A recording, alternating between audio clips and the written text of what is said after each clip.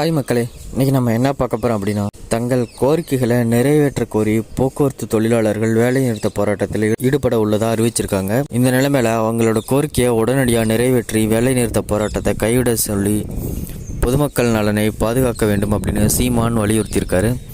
இதை பற்றி தான் இன்றைக்கி வீடியோவில் பார்க்க போகிறோம். வாங்க வீடியோக்குள்ள போகலாம். தமிழ்நாட்டில் போக்குவரத்து கழகத்தோட செயல்பாடுகள் சிறப்பாக இருக்குது. குறிப்பாக கடந்த காலங்களில் தீபாவளி, ஆயுத பூஜை, கிறிஸ்மஸ் மற்றும் புத்தாண்டு பண்டிகை நாட்களில் இவங்களோட அர்ப்பணிப்பு பாராட்டத்தக்கதாக இருந்திருக்குது.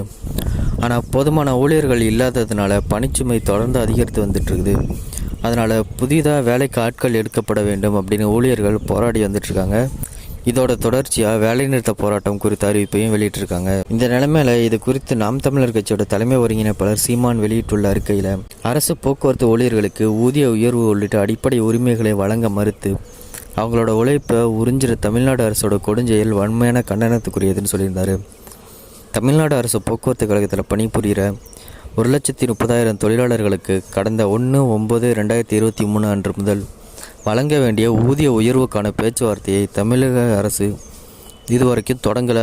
மேலும் கடந்த 2015 ஆண்டு முதல் நிறுத்தப்பட்டுள்ள 90,000 ஓய்வூதியதாரர்களுக்கான அகவிலைப்படியும் இதுவரைக்கும் திமுக அரசால் வழங்கப்படவில்லைன்னு சொல்லியிருந்தார். இதர அரசு ஊழியர்களுக்கு வழங்கப்படுறது மாதிரி போக்குவரத்து ஊழியர்களுக்கும் முறையான மருத்துவ காப்பீடு வழங்கப்படவில்லை அப்படின்றதோடு பணியின் போது உயிரிழந்த ஊழியர்களோட வாரிசுகளுக்கு கருணை அடிப்படையில் பணி நியமனம் வழங்கப்படுவதும் அண்மை காலமாக நிறுத்தப்பட்டிருக்கு.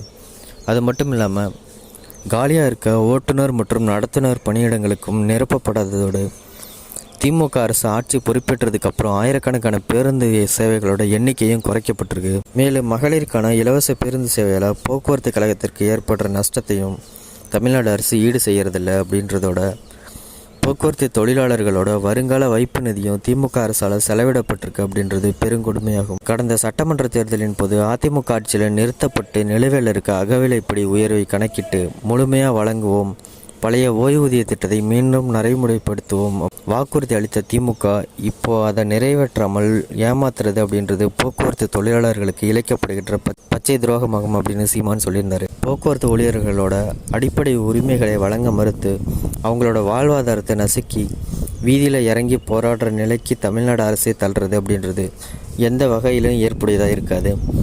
அதனால் போக்குவரத்து தொழிலாளர்களோட வேலைநிறுத்த போராட்டம் மூலம் எளிய மக்களுக்கான பொது பயண சேவை பாதிக்கப்படாமல் இருக்கிறதுக்காக அவங்களோட நீண்ட கால நியாயமான கோரிக்கையை நிறைவேற்றுவதற்காக பேச்சுவார்த்தையை திமுக அரசு உடனடியாக தொடங்க வேண்டும் அப்படின்னு நாம் தமிழர் கட்சி சார்பாக வலியுறுத்தினு சொல்லியிருந்தார்.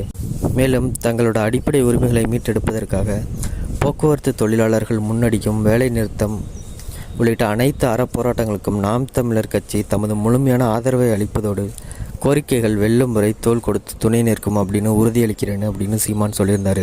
மேலும் சீமானை பற்றி நிறைய விஷயம் தெரிஞ்சுக்கணுன்னா அந்த சேனலை சப்ஸ்கிரைப் பண்ணிங்க.